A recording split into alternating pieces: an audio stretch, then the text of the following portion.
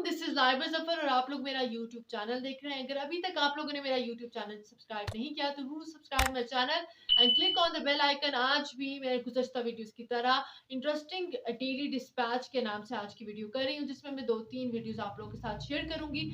आज की जो पहली न्यूज़ है वो मैं आप लोगों के साथ शेयर करूंगी। वो ये है कि वॉर इन यूक्रेन एंटर हो चुकी है अपने सेकंड फेज में, जैसे कि आप सबको मालूम है। लेकिन ये वॉर सिर्फ यूक्रेन तक नहीं रही, बल्कि ये बॉर्डर से एक्सपैंड होती हुई हमें दिखाई दे रही है। रिसेंटली मोल्दोवा अब रशिया के निशाने पर है। दूसरी न्यूज जो मैं आप लोगों के साथ शेयर करने वाली हूँ, जो कि बहुत ज्यादा हार्ट रेंचिंग है, बहुत ज्यादा दिल दुखा है इस न्यूज को पढ़ने के बाद, और वो ये है कि 60 इमिग्रेंट्स जो कि इलीगली जा रहे थे इटली के शोर्स पर, उनकी कश्ती जो है वो डूब गई, जिसमें 12 चिल्ड्रन और 28 पाकिस्तानी शामिल हैं, जो कि इलीगली जा रहे थे इटली के अंदर।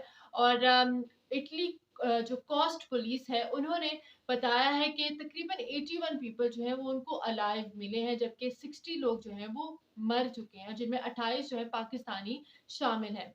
अगली न्यूज बहुत ज्यादा इंटरेस्टिंग है, और वो ये है कि लिथियम, जिसको पॉपुलरली व्हाइट गोल्ड कहा जाता है, और इंडिया ने एक जैकपॉट हिट किया है।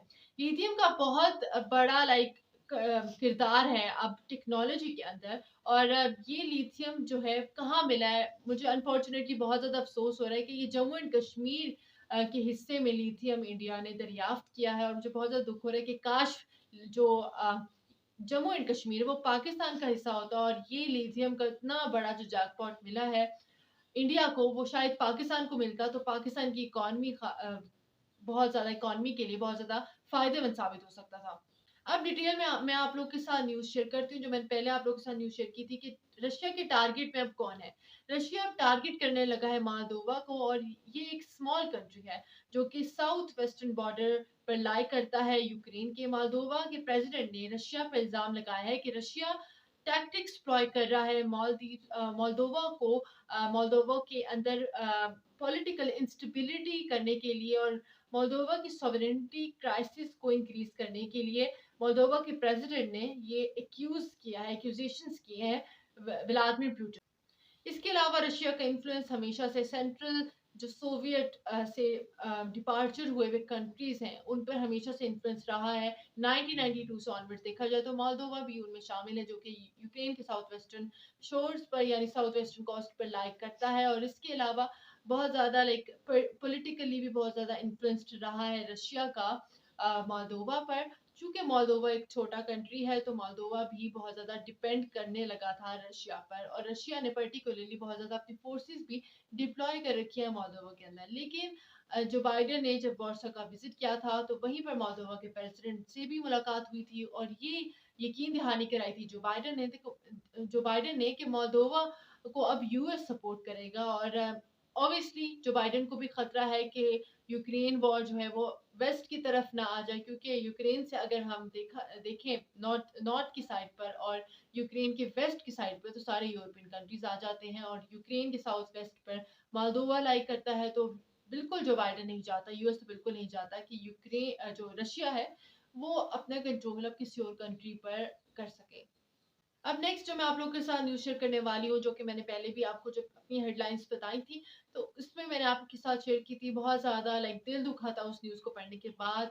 और जैसे कि हम सबको मालूम है कि illegal immigrant specially European countries में मामूल का हिस्सा है, जहाँ पर थर्ड वर्ल्ड कंट्रीज से लोग इलीगली एंटर हो जाते हैं। और वेस्टर्न कंट्रीज जब आपको सबको मालूम है कि वीज़ा उसका मिलना बहुत ज़्यादा मुश्किल है, तो ऐसे में जो थर्ड वर्ल्ड कंट्रीज के लोग होते हैं वो इलीगली तरीके से जाने की कोशिश करते हैं। और अब रिसेंटली जो बहुत ज़्यादा खौफनाक न्यूज़ सामने आई है कि इटली के शोर्स में यानी इलीगल इमिग्रेंट्स वो जा रहे थे, और समुद्री तूफान उनकी जो छोटी सी कश्ती थी और ओवरलोड होने की वजह से उनकी जो कश्ती है वो बर्दाश्त ना कर सकी समुद्री तूफान की लहरों को, और उसमें तकरीबन 100 से ज्यादा लोग सवार थे, जिसमें 12 बच्चे थे, और 60 लोग मर गए, जिनमें 28 पाकिस्तानी भी शामिल हैं। और 81 जो पीपल थे वो इटली ने बोला है कि वो उनको जिंदा मिले हैं।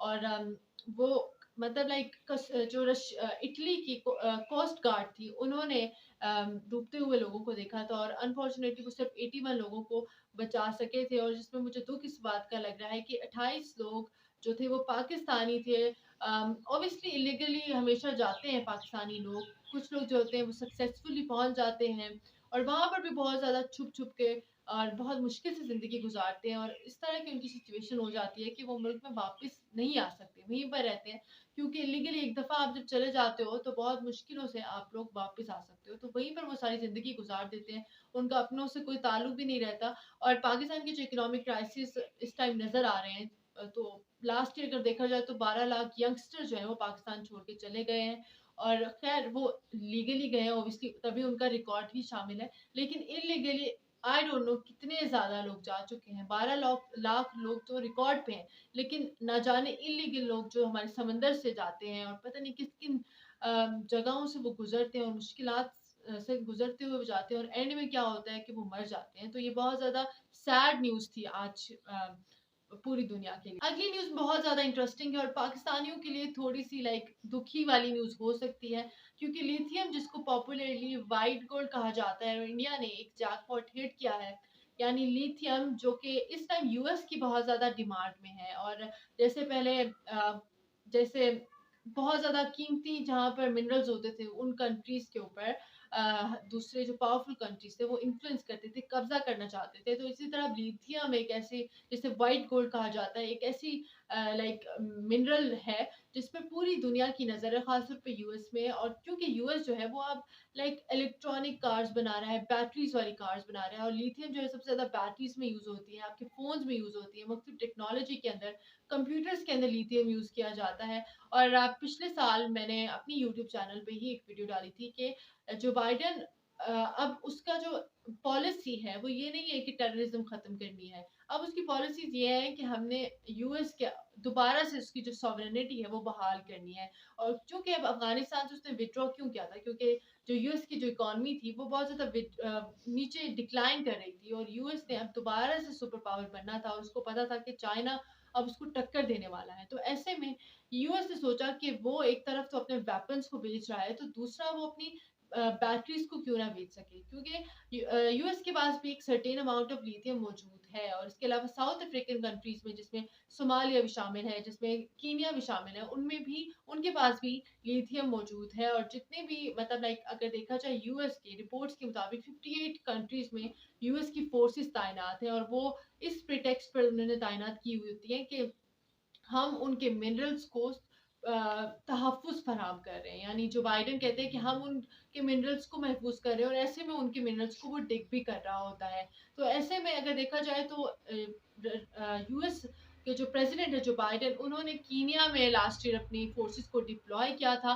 और अब अगर देखा जाए तो इंडिया के पास लिथियम जैसा कीमती मिनरल जो उनको मिला है, वो भी कहाँ मिला है? जम्मू एंड कश्मीर में। तो इसलिए पाकिस्तानियों को बहुत ज़्यादा दुःख होगा कि जम्मू एंड कश्मीर काश पाकिस्तान के पास होता तो लिथियम आज शायद हमारे पास होता, लेकिन फिर भी क्या होना था कि यूएस की प्रेशर में हमने आ जाना था और वो लिथियम हमारे पास शायद रहता ही नहीं। लेकिन इंडिया की जो इकोनॉमी है वो बहुत ज़्यादा ट्रस्ट करती है, वहाँ पर डेमोक्रेसी है और वहाँ पर जो उनकी इकोनॉमी है वो बहुत ज़्यादा स्टेबल है। तो लिथियम से इंडिया की इकोनॉमी जो यहाँ पर है वो वहाँ पर पहुँच जाएगी।